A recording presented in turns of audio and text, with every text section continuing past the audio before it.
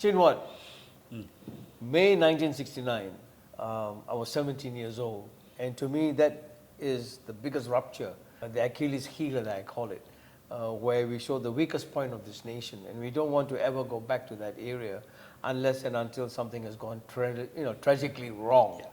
The lessons learned from that, there's always this thinking that it was the Chinese that sort of caused the uprising and all that.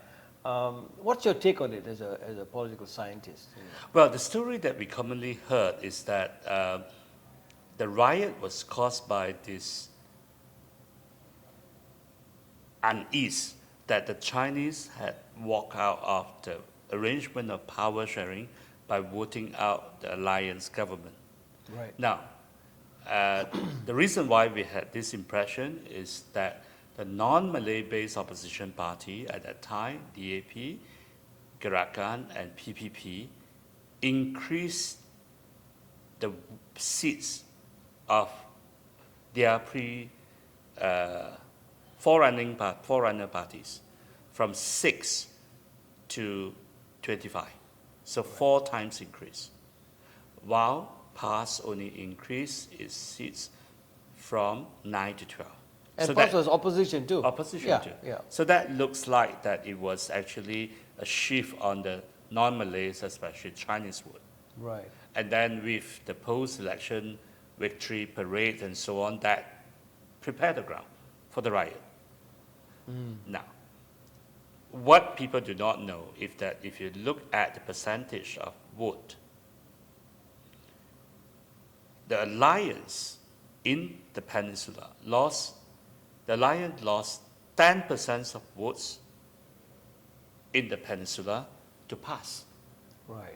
They almost lost 0 to the 3 non-Malay based party.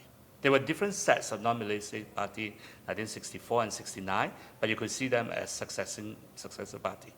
So there's no, if we look at the total, this was a Malay tsunami. And you further look at the increase of voters, you probably would say that high chances the Malays that voted against the alliance were young voters, probably because they did not see how independence has improved their livelihood and so on. So they supported that. Malay votes shifted from alliance to PAS. Right. With only exception was in Kelantan. In Kelantan, where PAS was the state government, votes shifted from PAS to UMNO. Oh, okay. Right. So, but overall, you could say this is anti-establishment vote. But why is it that caused so much difference? This has to do with first past the post. First past the post allocates seats not based on the total percentage of votes, but based on where your votes are concentrated. So in 1964,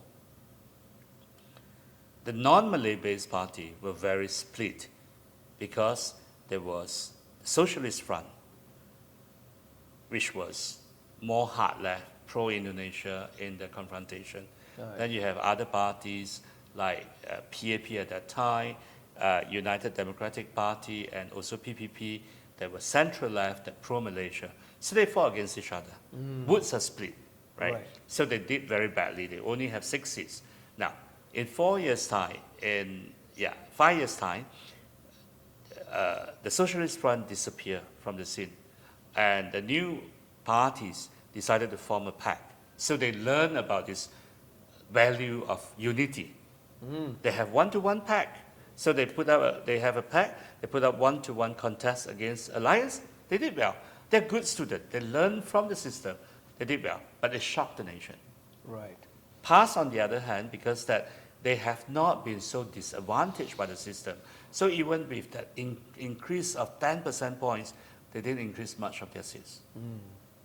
So there was a real shift, and that's surprising, and it's good to know. Yeah. Yes. What happened if you do not have this riot? The 3 Malay-based party and PAS may eventually talk about forming a second alliance. Then the 2-party system could have happened much earlier. Right. With the riot, all this was gone. Right. So, but looking back now, how can we prevent such a shock? Yeah. Because the problem is that humans are emotional beings. Right. We cannot assume Very people much so. to think rational all the time. If something, a shock happened to us, we just respond to it, right? So to move away, what I would suggest is that we should have party list seats alongside first past the post. So first past the post can still give you shock, but party list would give you the outcome based on the real support. So in this case, and it also will make sure that you have more party coming to the parliament and so on, that structure would be different. Now, what are the countries that we know in our neighborhood that have a system with first past the post and also party list votes? Japan, Taiwan, Thailand. Right. So all these countries, they have a very simple system.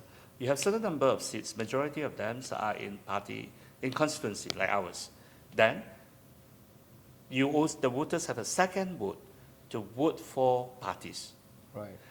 And these are different segments of seats.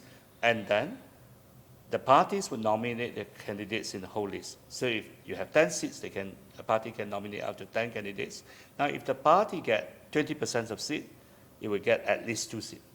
Right. 20% of vote, you get at least 2 seats. So it correlates to, Yes, yes. So this would actually make the system a little bit more proportional. It reduces the shock. Right. Right. This is a system that we can consider. If you want to do it in Malaysia, what we should do is that turn every state into a large constituency. You get extra number of seats, then the party can contest, and this would also allow non-communal-based parties like MUDA, based on generations, PSM, based on class, and maybe new parties based on environment, on gender issues whatsoever, come in. They will win maybe 1 or 2 seats here and there, but our political conversation will be more diverse. Right. Right. And then that sort That's of one. levels the field more, and more participation, Yes. that's what you want. Yes. Then the second lesson we can learn is to delegitimize political violence. Right. It is very natural, people like to think that if I'm wrong, I have the right to resort to my anger. Now, but that hurts. You see, if a society is ruled by anger, and we think that society has a duty to protect people from getting offended, then the society cannot move ahead.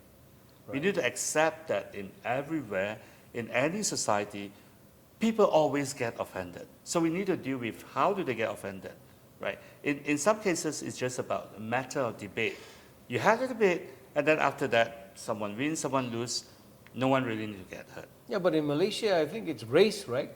Yes, but it's not about the race or what, it's about how we deal with it. Correct. So it's a question about how do we deal with it, right? So we have to accept that there should be room for rationality.